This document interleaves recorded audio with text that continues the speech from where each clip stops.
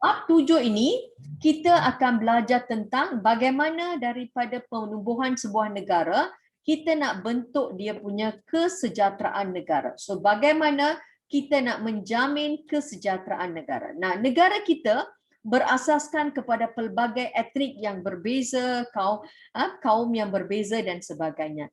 The unsur yang penting, apakah unsur terpenting dalam negara kita untuk mengekalkan negara kita ini? What is the first unsur yang kita kena ada? What is the first unsur untuk membolehkan negara kita bertahan? Perpaduan dan integrasi. Very good. Kita kena ada perpaduan. Kalau tak ada perpaduan, thank you Semaira. Yes, betul saya. Kalau tak ada perpaduan, kita tak boleh. Because of negara kita adalah masyarakat berbilang kaum. So the main tool of the country adalah kita kena ada perpaduan kita. Perpaduan dan integrasi nasional. So kita akan lihat. Nah, untuk membentuk perpaduan, kita kena tanam daripada akar umbi. That means we start from the beginning. So kita kata, peribahasa orang Melayu kata, melentur buluh biarlah daripada rebungnya. Betul kan? Pernah dengar peribahasa tersebut? Pernah. So, apa artinya sayang? Apa artinya melentur buluh? Didik someone sejak kecil, then they can understand. So bila kita nak bentuk sebuah negara yang berasaskan kepada perpaduan, integrasi nasional, we have to start from the beginning. When we want to start from the beginning, what is the main one yang menjadi idea utama kita? What is the main one? Which is the base one untuk negara? Satu negara untuk membentuk perpaduan. Pendidikan. Pendidikan, apart from pendidikan sayang, inside the pendidikan something must be there. The people, correct. Yes, the people. What we must have dalam pendidikan ini, kita kena ada. Which one we can unite us? Perpaduan. Perpaduan kita kena ada this one. Bahasa. Bahasa. Bahasa adalah jiwa bangsa. Everybody must use the same bahasa, correct? Now, there are a lot of people will come and tell you, and so many racism are coming out. But I will always go this one, bahasa. We must use one bahasa. Okay, example Okay, I tangkap Juena. Juena will understand better because I'm going to. Oh, yes. Darling, okay, sorry to ask you this question. Darling, if you go to Indonesia, what is the main language there? Yes, Joanne, the Indonesian master. It depends where you are actually. There's like Okay, normally sayang, wherever you go. Indonesian lah, Indonesian. Indonesian is back to bahasa Melayu, correct or not sayang? Yeah. Yeah, okay, thank you darling. Okay, now another one, this one saya ada, Jasmine is here. Okay, I got people from, saya melakukan integrasi nasional because what? Jasmine is actually from Sabah. Okay, Jasmine, what is your main language sayang in your school? What language you use, darling? It's either English or Chinese. Oh, Chinese. You don't use BM sayang? So we have a small number of Malays and Indians. We talk to them in Malay or English, but majority English. Oh, majority English in Sabah? Yeah. You're a government school or private school, darling? Government. Government, But when I go back to Sarawak, sayang, that was surprising. Can say Sarawak 90% of the students use BM. And they are proud to say itu adalah bahasa Sarawak. They call that as bahasa Sarawak. Okay, like say, hey, nanti cikgu, okay. But to say like, you see Joanna kata, mereka menggunakan bahasa Indonesia, correct or not? Bahasa Indonesia ni sama dengan bahasa Melayu. Akar umbi dia memang bahasa Melayu because kita adalah alam Melayu. Can understand? Boleh faham? So the main language for everybody. I don't go against the people will come. Kalau sekolah Cina ditutup, sekolah India, no. You must take BM as our language. Wherever you go, they portray their language. Correct or not? A national language. So bahasa memainkan peranan yang penting dalam perpaduan kaum. Imagine seekor kucing dengan seekor ayam bercakap, what will happen? Kucing akan gunakan bahasa dia, ayam akan menggunakan bahasa dia. Can kucing understand what ayam cakap? Cannot. Can ayam understand what kucing cakap? No. Cannot. So anything you must have a common language. But when we are staying in our country is Malaysia, so we use Bahasa Malaysia. Last time, Bahasa Melayu was only started in the year of 1989. There is no Bahasa Melayu, they call it as Bahasa Malaysia. Zaman saya cikgu belajar, daripada cikgu belajar darjah 1 sehinggalah form 2, it was all the while it was called as Bahasa Malaysia. Like Joanne kata mereka menggunakan Bahasa Indonesia, correct or not? Sama. So it can be any country, they must have their national language which become the unit yang menyatu padukan rakyat. Boleh faham sayang? Can you all understand? So bahagian dalam bab 7 ini, apa yang kita akan belajar adalah bagaimana kita nak apakah itu. First one we will see what is perpaduan, lagi satu kita akan tengok apa itu integrasi nasional. And yang ini 1, 2, 3, 4, 5 ini semua adalah langkah-langkah untuk membawa kepada kita punya perpaduan dan juga integrasi nasional. How? You see, sistem pendidikan kebangsaan, they try to standardize their education, so everybody ada sistem pendidikan yang sama, because those time when British was here, what they did, bagaimana sistem pendidikan British sayang? Guys, bagaimana sistem pendidikan British? How they did? Asing, is it? Berasingan. Okay.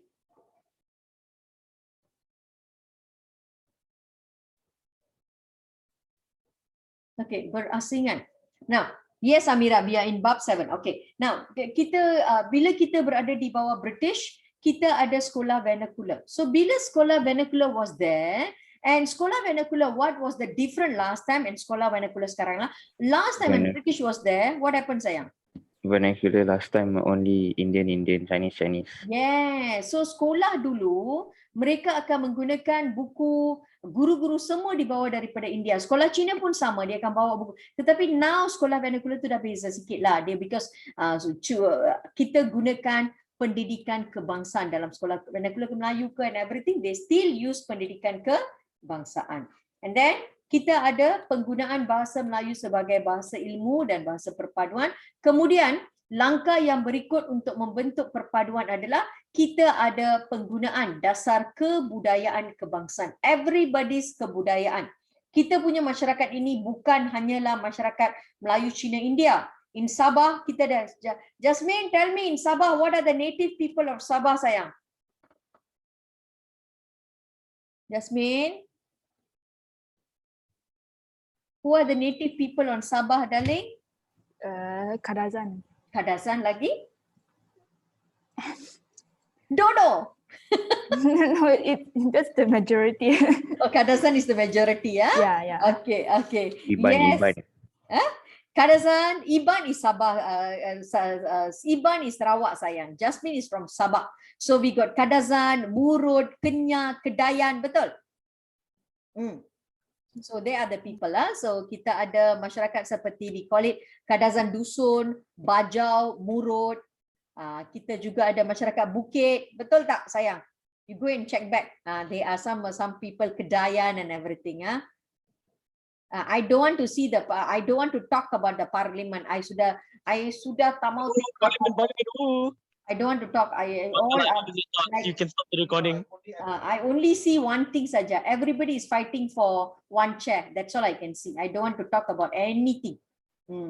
So it's okay. Let them gaduh whatever they want to do. Okay. So langkah-langkah untuk membawa kepada perpaduan nasional, kita telah mengambil beberapa langkah. Okay. So cikgu ulang balik. What we are learning in bab 7, we are learning tentang bagaimana kita nak buat perpaduan dan integrasi nasional. So kerajaan telah membawa kepada beberapa langkah. 1, pembentukan dasar kebudayaan kebangsaan. Nombor 2, kita menjadikan bahasa Melayu sebagai bahasa ilmu dan juga bahasa perpaduan. And then kita juga membentuk dasar kebudayaan kebangsaan where everybody diletakkan di bawah sebagai budaya Malaysia. Alright? You can be Chinese, you can be Malay, you can be Indian, you can be Kadazan, you can be a Murud people. Everybody is united kebudayaan, one culture. And then sukan also memainkan peranan yang penting untuk memupuk perpaduan. And finally, kita ada bagaimana penggunaan rukun negara yang menjadi teras kepada kita punya kemasukan ini. Boleh faham ke sayang apa yang kita sedang belajar? Boleh faham? Okay, So boleh. kita sedang belajar tentang apa? Kita sedang belajar tentang perpaduan dan integrasi dan juga langkah-langkah untuk menjamin kita punya perpaduan dan juga integrasi. So langkah-langkah dia, kita ada 5 langkah yang telah diutarakan. Satu, kita gunakan kita punya pendidikan kebangsaan. So kita gunakan pendidikan kita. Nombor 2, kita gunakan bahasa kita, iaitu bahasa Melayu. Nombor 3, kita menggunakan kebudayaan kita, our culture. Nombor 4, sukan memainkan peranan sebagai unsur perpaduan. And nombor 5, kita menggunakan kita punya rukun negara. So these are the langkah-langkah yang telah diambil. Boleh fahamkah? Can understand? Yang ini faham? Boleh, boleh. Boleh. So kita masuk kepada yang berikutnya. Okay.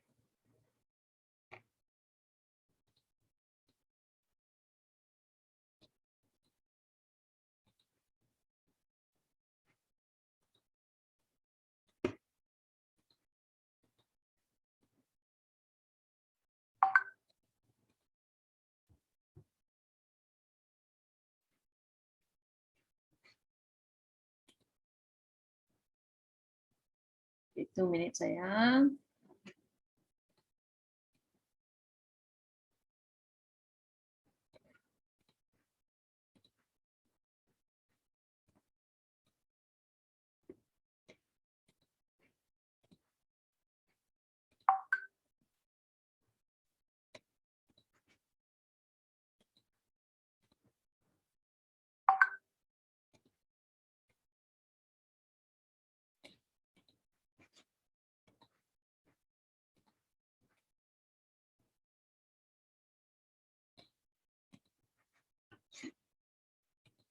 Alright.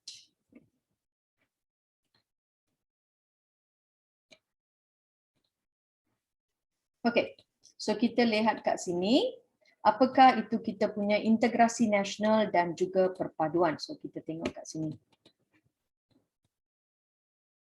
Okay, now perpaduan dan integrasi nasional, pembinaan negara berasaskan kepada kita punya perpaduan kaum dan juga integrasi nasional. Dan elemen yang menjadi asas kekuatan negara kita adalah masyarakat kita berbilang kaum. Nah, sekarang kita akan lihat apakah maksud kita punya perpaduan dan juga apakah maksud integrasi nasional. So two things very important. Nah, perpaduan adalah perpaduan is menunjukkan satu keadaan. Keadaan di mana rakyat pelbagai etnik, agama dan wilayah hidup bersatu dengan aman serta memberi komitmen penuh kepada identiti kebangsaan berdasarkan perlembagaan persekutuan dan juga rukun negara. So what is kita punya perpaduan?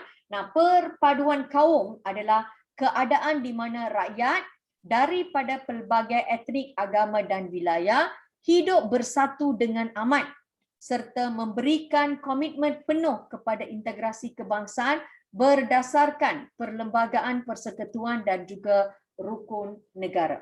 Nah, kemudian kita lihat, so this is perpaduan kaum. Second one, kita lihat kepada integrasi nasional. Nah, apakah itu integrasi nasional? Nah, integrasi nasional pula adalah satu proses dinamik untuk merapatkan hubungan masyarakat antara negeri dan wilayah bagi membentuk satu bangsa. So, integrasi nasional proses dinamik untuk merapatkan masyarakat antara negeri dan wilayah bagi membentuk satu bangsa. Boleh faham? Can understand? Boleh faham? Kan.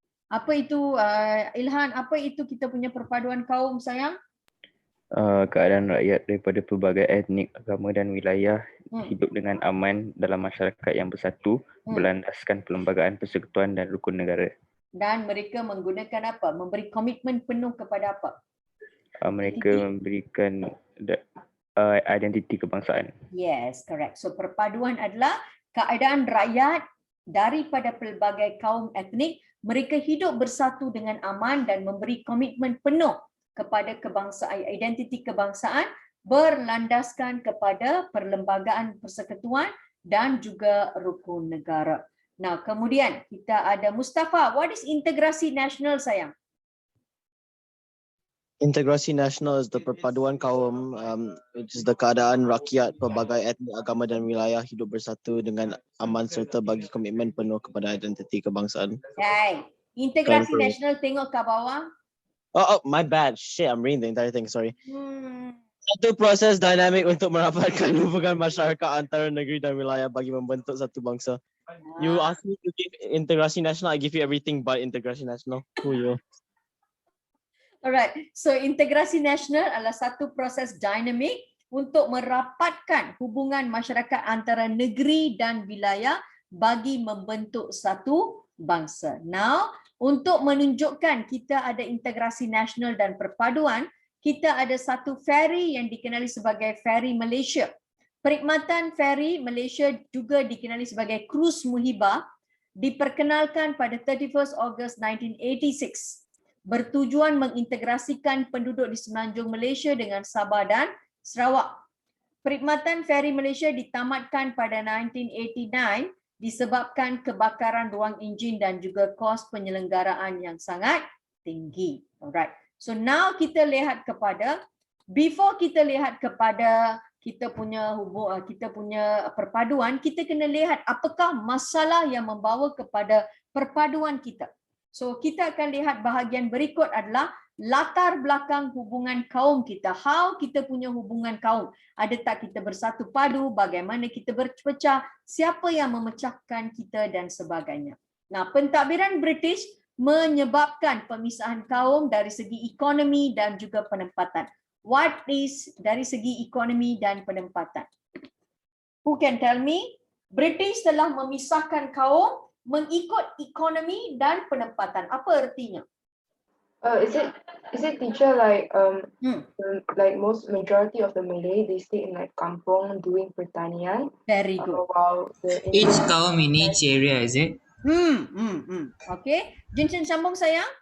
while Satu orang majority Melayu. of the Indians they stay inside the plantation of the rubber plantation. Yes. Another majority of Chinese they stay in bandar, they buat business or they are in the mining. Yes, correct sayang.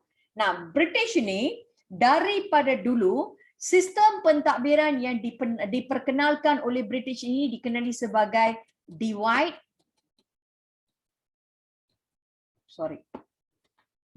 and rule. Itu dia punya dasar dia. Okay, divide and rule. Dasar pecah perintah. Why dia lakukan dasar pecah perintah? So that people are not united and they go against British. Boleh faham? Mana-mana apa sahaja, normally they will break the people and they rule. So that they don't unite and bangun menentang penjajahan. Boleh faham sayang? So memang British daripada dulu menjalankan divide and rule. So pentadbiran British mereka memisahkan kaum mengikut kegiatan ekonomi dan penempatan. How? Very good what Jinchen said. Now, orang Melayu mereka menjalankan pertanian tradisional, mereka masih di kampung. Orang India terlibat dalam penorekan getah perladangan, mereka tinggal di estate. Orang Cina terlibat dalam perniagaan dan juga perlombongan, mereka either di bandar ataupun mereka tinggal di lombong. So kalau anda nampak, ada tak mereka bersama antara satu sama lain? Are they together? No. So kalau mereka hidup keadaan macam ini, so keadaan inilah menyukarkan setiap kaum untuk memahami adat resam dan budaya masing-masing. Boleh faham children? Can understand? Yes. Alright, bagus. So terdapat beberapa faktor sejarah yang dikenal pasti menjadi punca kepada masalah perpaduan. So apakah faktor sejarah tersebut yang menjadi punca? Satu adalah kita punya masalah dari pentadbiran, nombor dua dari segi ekonomi pertempatan, nombor tiga sistem pendidikan dan nombor empat kita punya fahaman politik. So empat masalah inilah menjadi akar umbi kepada masalah kita punya perpaduan hari ini. Nah, how ini berlaku? So anda boleh nampak kat sini. Okay, here. Okay. Nah, pentadbiran British. British bermula mentadbir negara kita pada tahun 1874. Ini adalah bila sayang? What happened pada tahun 1874? Who remember? Teacher, is it SHTI? Hmm? SHTI, they can, I don't know. Dia berkaitan dengan They can- SHTI, tetapi something happened in the year of 1974. Sistem resident. Yes, system resident. What happened in this year? I know. By the year of 1874, they perkenalkan sistem resident. But what happened? Bagaimana mereka masuk dalam negara kita? Mereka menandatangani perjanjian apa? Angkor? Very good. Perjanjian Pangkor. Okay. Melalui perjanjian inilah mereka memasuki tanah Melayu. And mereka telah boleh dikatakan by this year 74 kita punya Selangor jatuh, Perak jatuh, and also a bit of Negeri Sembilan jatuh. So that is the year bila mereka mula memasuki negeri-negeri ini dan mereka memperkenalkan sistem resident. Teacher, what do you mean by like jatuh? Apa sayang? You said like our Selangor jatuh and Jatuh means is conquered. oh wait, Jatuh so they artinya actually conquered like sayang. they Conquered. actually use military force to come here lah. Yes, of course. They use in a softer way. You know perjanjian Pangkor, right? Oh, they just like brought the people here, but they didn't actually use violence against us. They never do the war and everything. They come in a very sneaky way. They find out each state, ini adalah anda belajar semasa form 3 sayang. Each state ada masalah. Perak ada masalah di antara pembesar dengan kongsi gelap. And then Selangor ada masalah, kongsi gelap, pembesar pun ada masalah. Negeri Sembilan pembesar was fighting. So British came in as a savior and each of them was forced to sign up the agreement. And by signing up the agreement, each of them, like Perjanjian Selangor, Perjanjian Pangkor and everything, they become the mediator. And they say, I'm coming here to help you. I will lantik my people to oversee the problem. So these people came in and take over the pentadbiran. Remember or not, how kita ada sistem resident di Perak, di Selangor, di Negeri Sembilan, how they come in. Perak ni kita ada masalah di antara Raja Abdullah, Raja Yusuf dan Raja Ismail. Kemudian kita ada masalah di antara Gihin dengan Haisan. Selangor ni kita ada masalah di antara Raja Abdullah, Raja Mahadi, also Gihin dan Haisan. In kita punya Negeri Sembilan, kita ada Datuk Bandar dan juga Datuk Shah Bandar dan juga Datuk Kelana. So all of them, these whatever problem is occurring in the places, British are trying to use that one, manipulated that issue and entered Tanah Melayu, and slowly they conquered the whole pentadbiran. Can understand, Jinshan? Yeah, can. This is what you all learn in form berapa? Form 3. Semua sudah lupa. Okay, so bila British masuk, British memulakan pentadbiran British bermula pada tahun 1874. Mereka telah memperkenalkan sistem resident. Kemudian mereka membawa masuk pekerja luar untuk bekerja dalam sektor lombong, ladang dan juga perniagaan. What happened? Kaum Bumiputera masih menjalankan ekonomi tertinggal, tradisional dan masih tertumpu di luar bandar. So bila satu kaum dipisahkan antara satu kaum, kesannya ia berlanjutan. Masalah hubungan kaum ini berterusan sehinggalah selepas merdeka yang membawa kepada peristiwa 13 Mei 1969. Boleh faham sayang? Boleh. Ya, so this is what happened. The first one dari aspek kita punya pentadbiran, mereka telah membawa kepada sistem resident. So when British came in to exploitize our country, they started perlombongan getah. Anis, which one tak faham saya? Everything tak faham kah, Anis? Okay, now I will ask. Okay, correct. Okay, now Ilhan, explain to me pentadbiran sayang. Pentadbiran British bermula pada tahun 1874 memperkenalkan sistem resident, membawa masuk pekerja luar untuk... Saya suruh explain, bukan suruh baca. What do you understand? Explain. Okay, pentadbiran British bermula pada tahun 1874 and then they kenalkan sistem resident. So And- bila mereka berkenalkan sistem resident, pengaruh British mula berkembang di sini, correct or not? Yeah, and bila- then when berkembang, they bring in people from outside to work, sektor pelombongan, peladangan dan perniagaan. Dan the Bumiputras menjalankan kegiatan ekonomi secara tradisional. So mereka mengabaikan kaum Bumiputera. Kaum Bumiputera was only stagnant in the kegiatan ekonomi tradisional and mereka masih tertumpu di luar bandar. Ada juga yang kerabat and bangsawan in the town area, but mostly the poor and also not that educated one adalah masyarakat luar bandar. So they separate them. Bila pentadbiran ini dia punya pentadbiran tu berasaskan kepada kita punya masyarakat yang berbeza, masyarakat yang tinggal berbeza ini, ia telah membawa kepada masalah hubungan kaum berterusan. Because why everybody is segregated, what? Untuk sektor Lombong dia bawa masuk orang Cina, untuk ladang dia bawa masuk orang India, and also kita ada perniagaan, also dia ada orang Cina, and also untuk kita punya perladangan, also penduduk daripada Jawa dibawa masuk. So bila dia bawa penduduk yang sudah ada kat sini, mereka stagnant because they don't want to mereka tak nak they don't want to membawa masalah kepada masyarakat Bumiputera because they know Bumiputera won't help. Wow, very good. Very proud of you. 86 great sayang. Thank you. Okay, so I got what student got 86 for sejarah. I'm very happy. Yang lain macam mana markah-markah anda? Very good. We don't talk about my marks. Yes, tell me how many your marks. We don't talk about my marks, Cikgu. Why?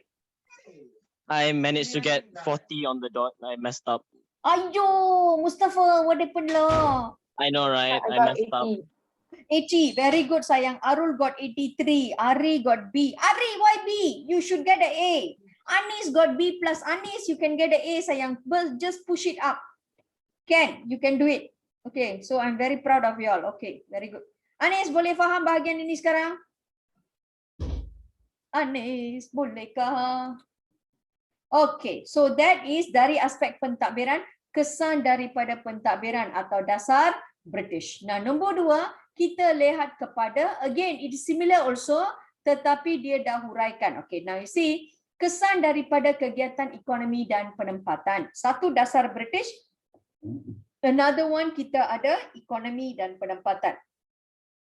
British memberi lebih tumpuan kepada perlumbungan biji timah dan perladangan getah. So ini menyebabkan wujudnya kegiatan ekonomi yang berbeza mengikut kaum.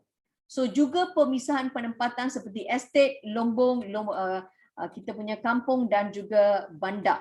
Okay, setiap kaum kurang berinteraksi antara satu sama lain serta mewujudkan jurang ekonomi yang tidak seimbang.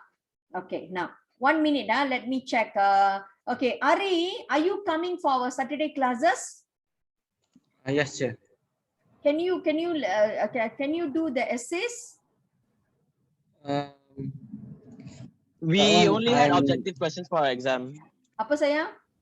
For me and Ari, we only had objective questions for the exam, so there were no karangans to do. Oh, okay. Yeah, but I'm weak in Karangan, sir. Karangan. Okay, never mind sayang. The Saturday classes, I will try to do more Karangan. Okay, because Okay, on the time I'm doing also, Ilhan full paper. Okay. Because I'm scared you orang tak boleh buat karangan. That's very good. Okay, let me know. Okay, then I will. Okay, remind me every time you have to do a bit of karangan. So that's why, because one thing your syllabus is a lot, cikgu kena habiskan. Another one your form 4 revision I kena buat, and then essay kena buat. So I'm trying to juggle time. Yes, so basically I wrote a storybook on the paper. A lot of karangan. Very good. 3 pages. I feel like dying. Bagus. That is what they want. History is all about writing, sayang. Okay. Never mind, Ari. When the Saturday class, remind me. Tomorrow's class, you remind me, sayang.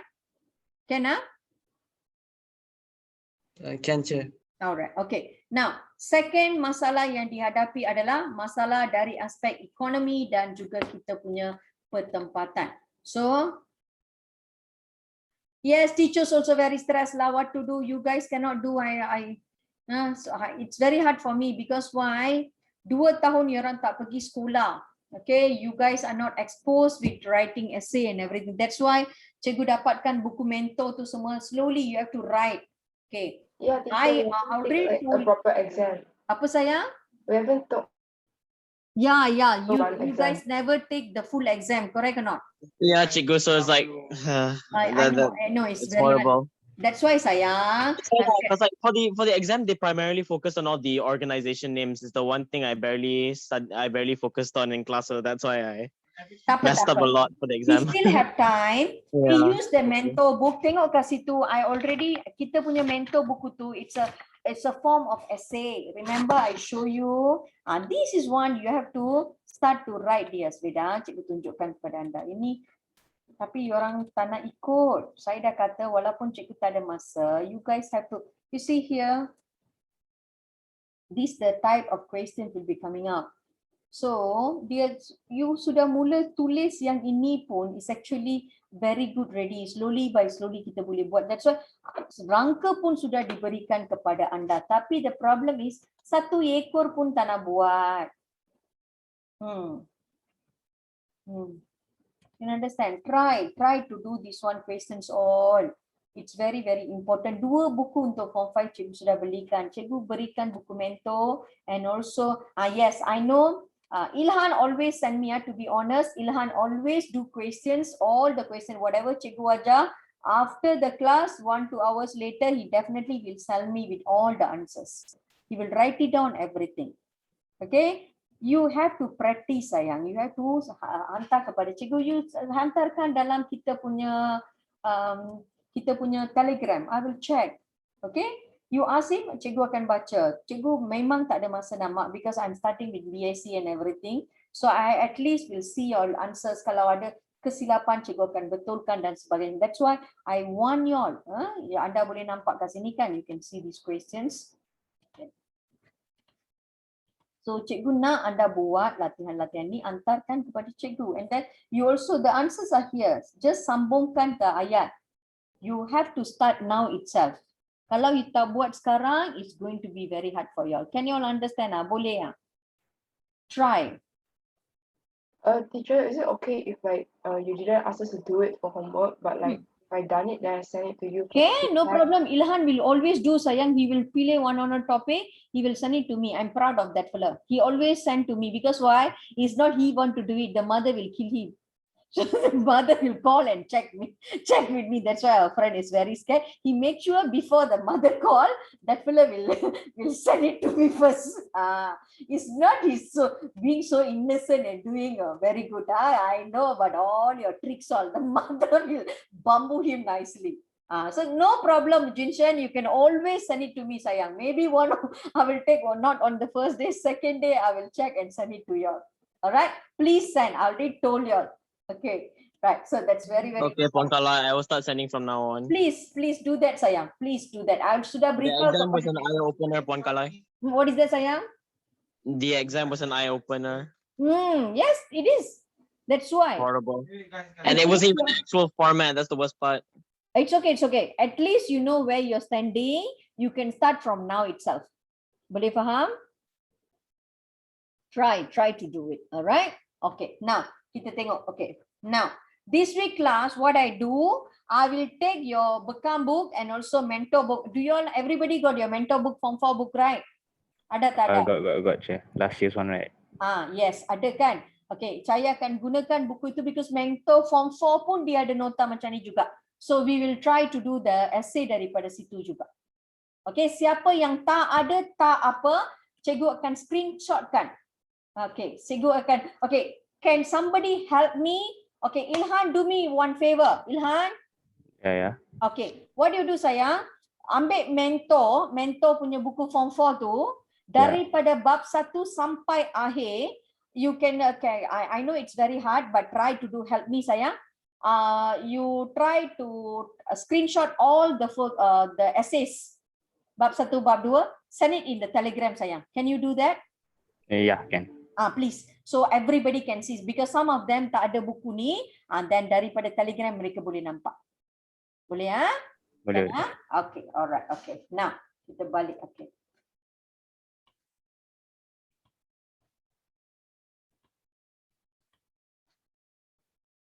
Alright. Okay. Now you can see here. Okay, nampak sayang? So second issue yang membawa kepada masalah kita punya integrasi kaum dan juga perpaduan adalah kita punya kegiatan ekonomi dan penempatan. So apabila British menjalankan mereka punya kegiatan ekonomi di Tanah Melayu, mereka memberi lebih tumpuan kepada perlumbungan biji getah dan perladangan, perlumbungan biji timah dan perladangan getah. So ini menyebabkan wujudnya kegiatan ekonomi yang berbeza mengikut kaum. And pemisahan mereka punya pertempatan seperti estate, lumbung, bandar dan juga kampung dan sebagainya. So bila mereka dibezakan di antara satu sama lain, setiap kaum ini kurang berinteraksi antara satu sama lain. And ini mewujudkan jurang ekonomi yang tidak seimbang. Can you all understand? This is the second issue. Satu pentadbiran, second is kegiatan ekonomi dan penempatan. Now kita masuk kepada third one, bagaimana sistem pendidikan juga membezakan. Nah, sistem pendidikan is the third issue. Nah, sistem pendidikan bila British memulakan pendidikan ini, mereka telah membawa kepada kewujudan sistem pendidikan vernacular Melayu, Cina, India dan juga Inggeris. Now, what is sistem vernacular? Vernacular adalah berasaskan kepada bahasa ibunda, your mother tongue. So if you're a Malay, you go to Sekolah Vernacular Melayu. If you're a Chinese, you go to Sekolah Vernacular Cina. If you're an Indian, you go to Sekolah Vernacular Tamil. So when they separate like that, can we unite tak? Boleh ya? No, Chair. Tak ada. So sekolah-sekolah ini berkembang mengikut kaum masing-masing sehingga kemerdekaan. Kesannya pemikiran setiap kaum adalah berbeza because ideologi yang dibawa, because if we look at ideology, setiap masyarakat ini berbeza because they already from small, they already trained to base kepada negara asal mereka. So it's very hard to unite them. Faham sayang? But teacher, last time the rich people go to English school. Yes, yes sayang, betul. That's very true. English school ini lebih kepada, okay, they are some of them Malay, Chinese, Indian, they will go to sekolah Inggeris. Now sekolah Inggeris sayang, the Chinese mostly adalah peranakan Cina or the rich family. Peranakan Cina, they are, you know, Baba Nyonyas? Yeah, from Melaka, right? Baba Nyonya is not only Melaka sayang, Baba Nyonya is normally the negeri-negeri selat. There are a lot of Baba Nyonya in Penang, Melaka and also Singapore. So these people and the Baba Nyonyas is actually in connected with the Chinese and also local. So mereka telah membawa kepada bangsa yang baru, Baba Nyonyas, and they don't base to Chinese, China. They are lebih base kepada kita punya this one English. Alright, Tan Cheng Lock, kita ada Tan Siswan. Ini semua adalah orang-orang, even though nama dia Cina tetapi mereka lebih berpegang kepada pentadbiran British. Even there are some Malays who are actually, yes, Lieutenant Adnan, we also have Dato' On Jaafar. Kita juga ada this one, what is name, very important, Raja Idris, Raja Chulan, ini semua Dato' On Jaafar, mereka semua adalah pendidikan Inggeris. And for Indian we got VT Sambandhan, and also we got what they call EEC Turai Singham. These people are the school HS Lee. HS Lee, yes, HS Lee. Mereka semua ini adalah berpendidikan Inggeris. Now, the pendidikan Inggeris is safe sayang. They're only 10% of the population. Another 90% are still under di bawah sekolah vernacular berasingan. And mereka berkembang mengikut kaum masing-masing sehingga merdeka, and pemikiran mereka adalah sangat berbeza. Can understand yang ini? Boleh faham? Any question? No question. Okay, and the final one adalah kita punya fahaman politik yang berbeza. So anda boleh nampak kat sini. Nah, fahaman politik berasaskan kaum juga bermula dengan penubuhan parti politik sebelum merdeka hingga kini. Kesannya, parti politik yang berasaskan kaum berjuang untuk kepentingan kaum masing-masing.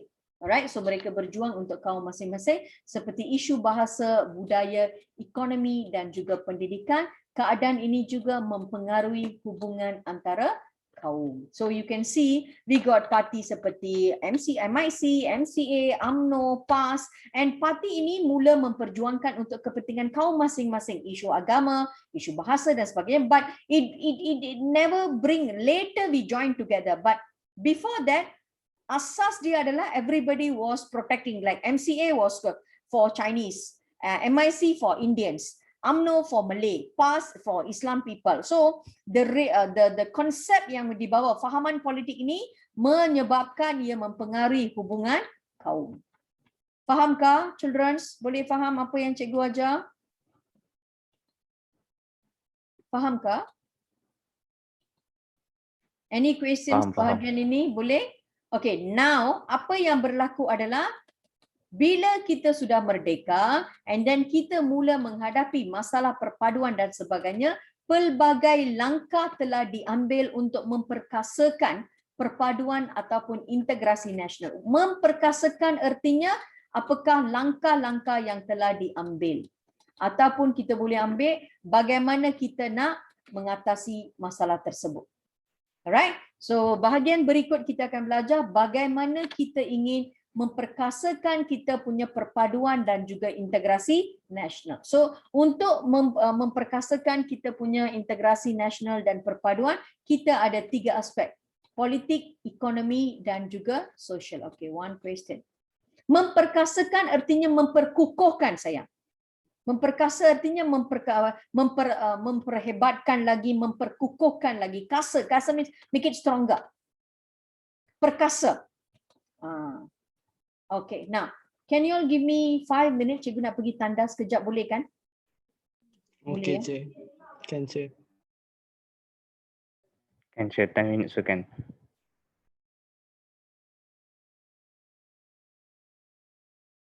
Chair, you muted, Chair. Can you see this? Yeah, can share. Never mind, Yes, Chair, can. you can go 10 minutes so can. Okay, Kau toilet, sekejap. Cik. Anda tengok yang ini ya. Okay.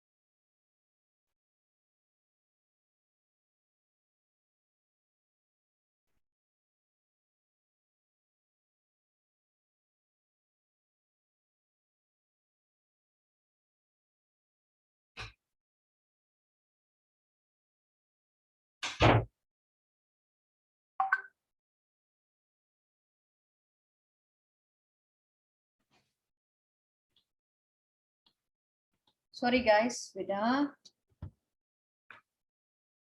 Someone asking who's saya pergi tandas lah. Oh yeah, Jitendra, you told me you're going for another class, right? Okay, Jitendra, I will send you this one, nanti video yang dah boleh nampak. Okay, alright.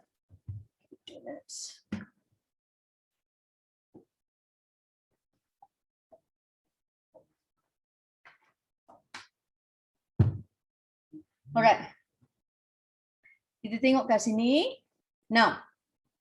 Ayah.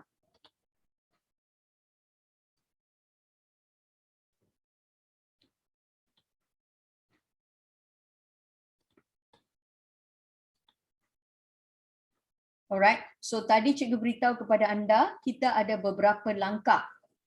Langkah-langkah ini bererti memperkasakan perpaduan dan integrasi nasional. Kita ada 3 langkah yang kita akan ambil. Langkah dari aspek politik, langkah dari aspek ekonomi dan juga langkah dari aspek sosial. So we see the first one, langkah yang dilakukan adalah, first one, ditubuhkan Jabatan Perpaduan Negara di bawah Mageran. Kita pernah ingat Mageran. Apa itu Mageran, sayang?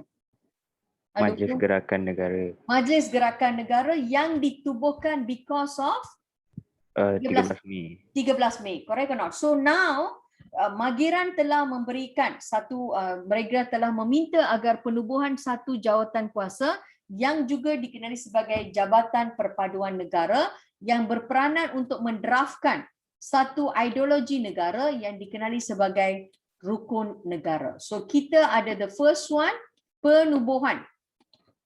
We got first one, penubuhan kita punya Jabatan Perpaduan Negara, and Jabatan Perpaduan inilah membentuk kita punya rukun negara. Nombor 2, penubuhan Majlis Muhibah Negara di Perak. Majlis dia ditubuhkan oleh pemimpin negara dan juga Muhibah, this one is the peranan raja in the... Ya, correct sayang. Majlis Muhibah, Raja one part, Majlis Muhibah one part. Correct or not? Ya. Okay, so Majlis Muhibah Negara pada 18 Julai 1969 bagi menggalakkan perasaan muhibah antara kalangan masyarakat. So this is the langkah yang kedua dari aspek politik dengan penubuhan Majlis Muhibah Negara untuk menggalakkan perasaan muhibah antara masyarakat di negara kita. Third one, kita akan lihat penubuhan Majlis Perundingan Negara. Majlis Perundingan Negara, they gather and they draft satu panduan.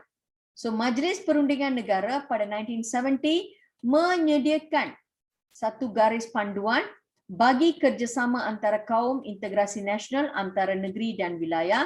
Selain itu bagi memupuk identiti kebangsaan dalam kalangan rakyat. So this is the third one. Apa yang mereka lakukan adalah mereka telah membentuk Majlis Perundingan Negara untuk membentuk satu garis panduan kerjasama antara kaum dan integrasi nasional, and also untuk memupuk identiti kebangsaan. Number 4, kita akan lihat number 4 ini membentuk gabungan parti politik pelbagai kaum untuk keharmonian kestabilan negara. So kita boleh lihat bagaimana parti barisan, kita punya parti perikatan dan sebagainya, ya. So mereka bergabung antara satu sama lain untuk membawa kita punya keharmonian. And finally, kita juga telah menyelaraskan perkhidmatan awam, government servants antara negeri bagi integrasi. So ada pekerja-pekerja daripada Sabah Sarawak, pekerja daripada Perak they are shifting from one state to another state untuk membentuk integrasi nasional. So kita ada 5 langkah yang kita lihat dari aspek politik. Satu, kita ada Jabatan Perpaduan Negara. Mereka draftkan rukun negara. So that is jabatan yang membentuk kita punya rukun negara. Kita ada Majlis Muhibah Negara menggalakkan perasaan muhibah antara satu sama lain. Majlis Perundingan menggariskan satu garis panduan untuk membentuk kerjasama dan integrasi nasional antara negeri dan wilayah. And then kita ada gabungan parti politik pelbagai kaum. And also, teacher. Yes, sayang. I think your screen is frozen. I can't see any yes, markings. Yeah. Yeah. Kenapa orang tak beritahu saya? Okay. Okay, can you see now? Oh yeah. Yeah, Now I can see. Now we can. Alright. So kita boleh nampak the third one, kita ada Majlis Perundingan Negara yang menggariskan garis panduan bagi kerjasama antara kaum dan integrasi nasional. Dan kita ada membentuk gabungan parti politik daripada pelbagai kaum untuk membentuk keharmonian dan kestabilan politik. And finally, dari aspek kita punya perkhidmatan awam, how kita nak selaraskan perkhidmatan awam, government sectors. So apa kita buat? Kita telah menyelaraskan perkhidmatan awam antara negeri bagi integrasi antara negeri. So this is langkah dari aspek politik. So kita ada 5 langkah. Alright, 1, 2, 3, 4, 5. So here, okay. Okay, never mind. Okay, now saya nak tanya. Okay, kita Ari, can you explain to me 3 langkah yang diambil dari aspek politik, Ari? Ari is there? Yes, Cik. Okay, Ari terangkan kepada cikgu 3 aspek dari 3 langkah dari aspek politik. Langkah pertama, mereka membentukkan Majlis Muhibah Negara Okay. pada 18 Julai 1969 Okay. untuk mengelakkan perasaan muhibah antara masyarakat di negara. Menggalakkan, not elakkan. Menggalakkan. Okay. Ya. Secondly, Secondly, penubuhan Majlis Perundingan Negara pada Januari 1970 adalah untuk menyediakan garis panduan bagi kerjasama antara kaum dan integrasi nasional antara negeri dan wilayah. Very good. Okay, another one. Selain itu, bagi memupuk identiti kebangsaan dalam kalangan rakyat. Okay. Nah, kemudian cikgu ada Lenisha. Give me another 2 sayang. Lenisha, Nisha, give me another 2 points dari aspek politik, my dear. Okey, teacher. Lagi satu, menyelaraskan perkhidmatan awam antara negeri bagi integrasi antara negeri. Alright. Dan lagi satu, membentuk gabungan parti politik pelbagai kaum untuk keharmonian dan kestabilan politik. Alright. So ini adalah langkah dari aspek politik yang telah dibuat untuk membentuk integrasi nasional. Ilham, faham? Bolehkah? Boleh. Okey, bagus. Nah, kita masuk kepada dari aspek ekonomi, apakah yang telah dilakukan? Ekonomi, and also kita akan lihat dari aspek sosial. Sekolah dah masuk bab 8 dah sayang. Everybody? Yes. Dekat 7. Chapter 7, Cik. Mine already ended. You all sudah masuk 7 or 8. Okay. Ilhan, you're still 7 my dear. 7.6. Okay, going to finish it lah. Chandrelekha, But don't understand lah, Cik, because my teacher read only until one day can finish 1 bab, Cik. Who's your teacher? This I don't know lah, but I don't know lah, Cik. I don't understand because she read from 7.1 until 7.6 in 1 hour. Oh my God. Oh, yes. Yeah, Cik, she's a legend, Cik. No, Rap she can do God. that, Cik. Rap God. Yeah, Cik, she rap God, you know. She thinks song can sing like that one day. Saya terus matilah kalau buat macam tu. Okay, never mind. Different teachers, different style lah sayang. I can't do anything. And Chandrelekha, bab 9 finish. I think you Okay, better. then suddenly the next day giving quiz already. I don't even know anything. Suddenly give quiz. Ayo. 5 topics and then next day give quiz. Oh yes Who's your teacher, Mr. Hari? No. I'm talking about Ilhan's teacher. Okay. But maybe they are trying to finish the syllabus and then they want to do latihan or anything. We don't know lah. Hope Yeah, lah. lah, Cik, but don't understand anything. What's the point? I just need to restudy everything from Form 4 and Form 5. I will kill you. I'm teaching you already. You just study according to that. Is enough. Okay. Never mind. I don't want to die by Puan Kala's hands. Tahu pun. So you come for my revision class. Is actually okay. To be very honest to you all. Okay, see, you are the first batch with this syllabus. Can understand? So what will happen adalah soalan tingkatan 4, you must master bab 1 sampai bab 5. Untuk tingkatan 5 pun sama juga. Daripada 1 sampai, okay Myra, bye-bye darling. Daripada tingkatan bab 1 sampai 5, at least you baca yang ini pun sudah cukup. Boleh faham? At least you fahamkan daripada bab 1 sampai 5 form 4, bab 1 sampai bab 5 form 5. You have to do that. You must master in that, and you can answer is we can do that. Cry party. Can Jinshin, we can do cry party.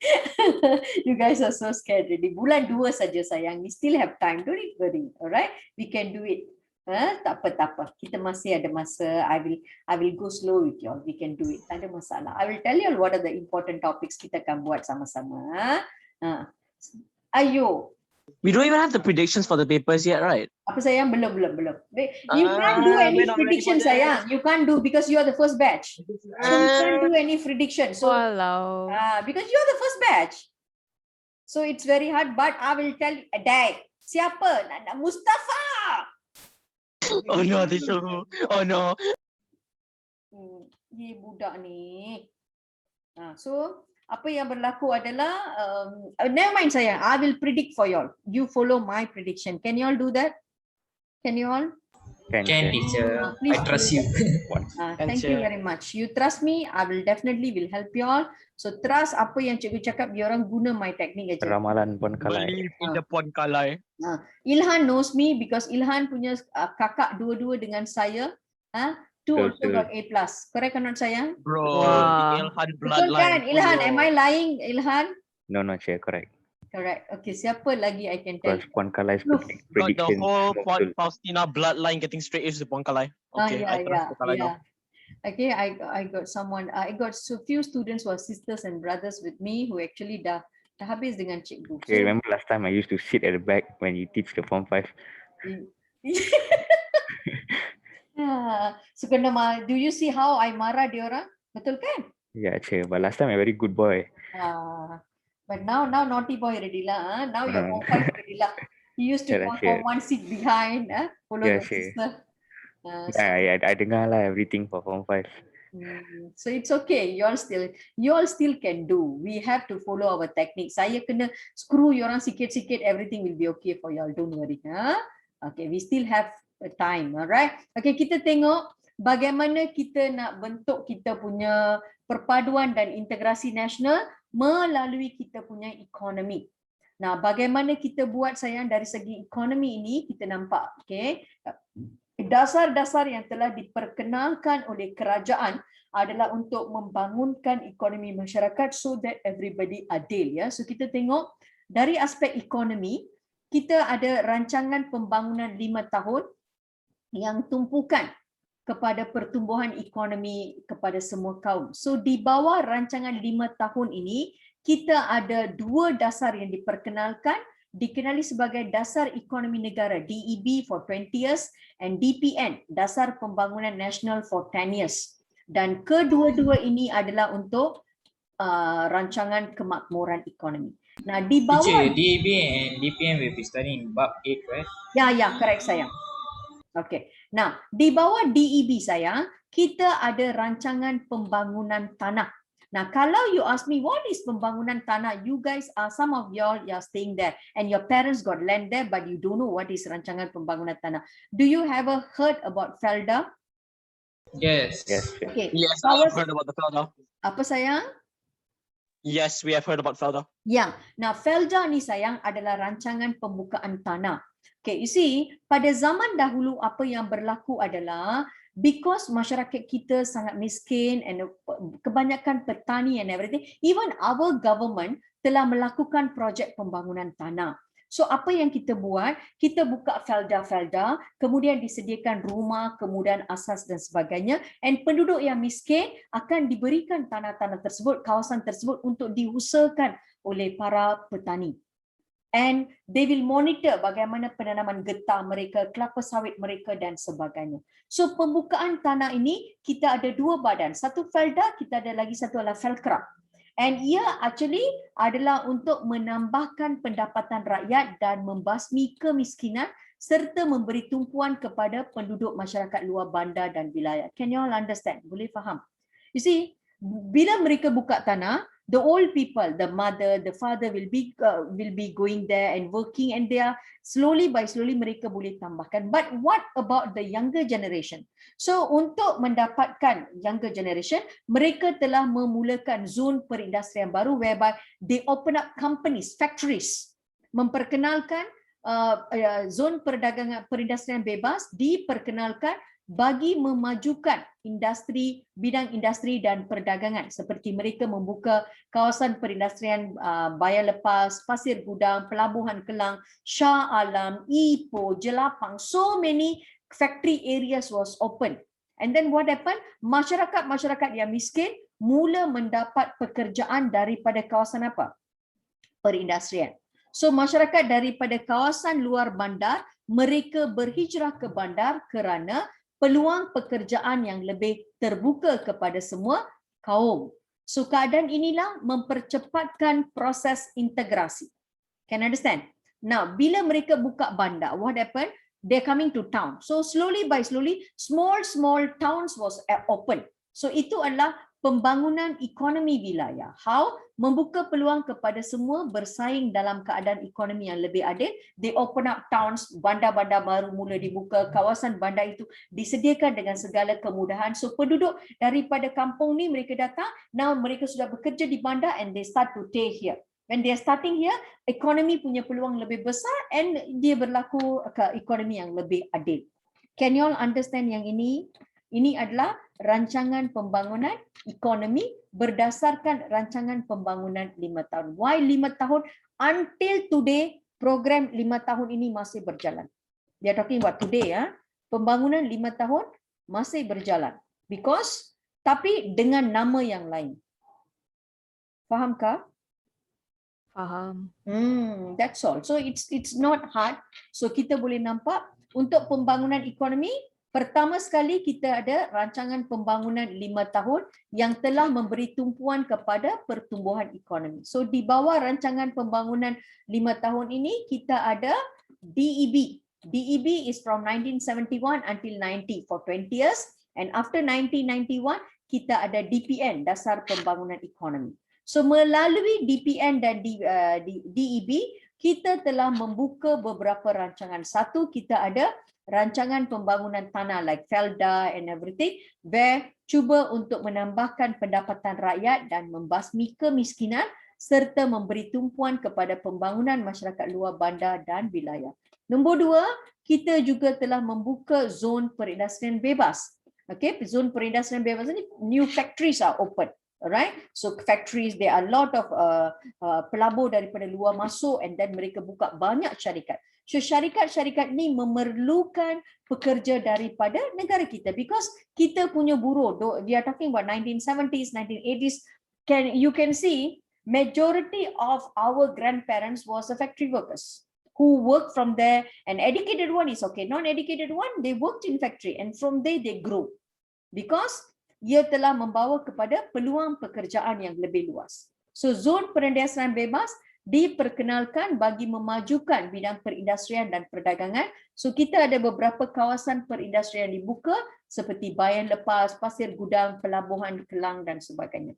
When they open up this opportunity, ini telah menyebabkan penghijrahan penduduk daripada kawasan luar bandar ke bandar, disebabkan oleh peluang pekerjaan yang lebih luas kepada semua kaum. Hal ini telah mempercepatkan proses integrasi.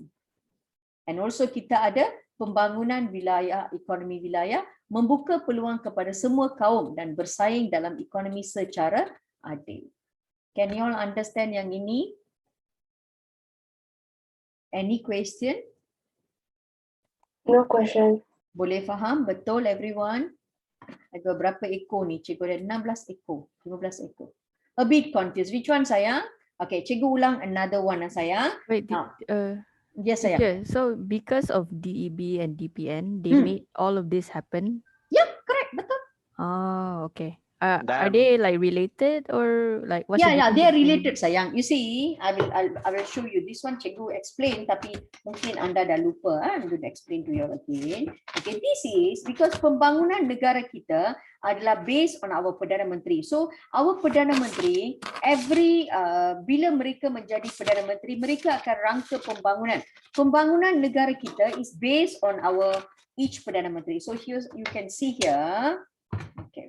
Wait, so Felda and Felcra is DPN? Felda and Felcra was under DEB and disambung. What? Yeah, DEB Dasar Ekonomi Baru. Felda was still there sayang. Felda was started in the year of Master Tengku Abdul Rahman 1956. Felda dibuka. 1960s lah Felda dibuka. Can understand? It started earlier. Then dia punya function Felda itu diperkembangkan menjadi Felcra. Kemudian kita ada segitiga jengkal. Felda ni last time, okay, listen carefully. Felda first one they only started with one kampung. One kampung dia besarkan kampung itu dia kesediakan. Kemudian Felcra come in. Kemudian Felcra come in. Felda satu kampung. Okay, I'll tunjukkan kepada you. Okay. There are two agencies which is working together. Okay, you see, can you all see the screen, guys? Boleh nampak? Boleh. Yes. Okay, now you see, okay, pembangunan tanah. Pembangunan tanah memang dilakukan oleh Felda. Apa itu Felda? Federal Land Development. Itu nama dia. Federal Land Development itu adalah nama sebenar Felda. Nah, apa Felda buat? Felda akan mengenal pasti kawasan-kawasan kampung. So kampung 1, dan kita ada kampung B, A, B, C. So dia tahu kawasan kampung ini potensi dia adalah very good in getah. So what kampung ini akan buat? So Felda akan buat adalah dia akan memberi bantuan kepada penduduk untuk membuka tanah mereka. So they will open up the land. Dia besarkan kampung dia. So kampung A, B and C akan bergabung menjadi satu kampung yang lebih besar lah di bawah Felda. Can understand? So this is what Felda buat. And kampung ini berada jauh daripada, let's say we talk about Bandar, give me Shalam. Okay. What Felcra pula buat, Felcra akan memajukan pembangunan kat sini so that So they basically just find places and they just make more things on the places. Yes, correct. And then to help, this is Felcra. Felcra adalah pembangunan. So Shalam ni dia buka, okay, dia buka taman 1, dia buka taman 2. So dulu dia ini semua adalah kawasan jungle. Now Felcra apa dia buat? Dia majukan kawasan ni so that people from here can go straight to Shalam. So Felda and Felcra they work together to membangunkan satu kawasan. Oh, so Felcra is the highway, the roads to the kampung itself? Not only sayang, the kemudahan kat sini. Highway to roads siapa buat, tetapi it's like program-program pembangunan like bandar-bandar kecil, small town here, kemajuan kat sini semua Felcra so buat. it's like the attractions on the way to the kampung. Yes, correct. Okay. They work together. That's why you see zaman cikgu semua, you can see, okay, very simple. I give you one simple example. Bila I entered to Hartamas 2008, I was doing a lot of home tuitions. So when I was doing home tuition, I will go to kawasan untuk memberikan tuition dan sebagainya. So saya akan pergi Kampung Tungku, cikgu pergi ke Segabut Dalam, and Mount Kiara and everything. Last time, we are talking about 2008, jalan cikgu keluar daripada Hartamas nak pergi Mount Kiara will take at least 25 minutes because jalan tu ada banyak pembinaan. So then Felda came in and made a road, right? It's like, in town, it's not called Felda, sayang. What they call in town? In town, kita punya kita punya majlis perbandaran, DBKL, DBKL lah. So DBKL, So then DBKL made a road. Not the JPJ buat JPJ pula. So JPJ made a road. Ajo, no lah, pembangunan dia, sekitar pembangunan dia. So who made the road? Road ni siapa buat? Jabatan jalan lah. Oh my god. Jabatan Jalan Raya. Itulah. No, the Felcra is like, let's say you want to go to the beach.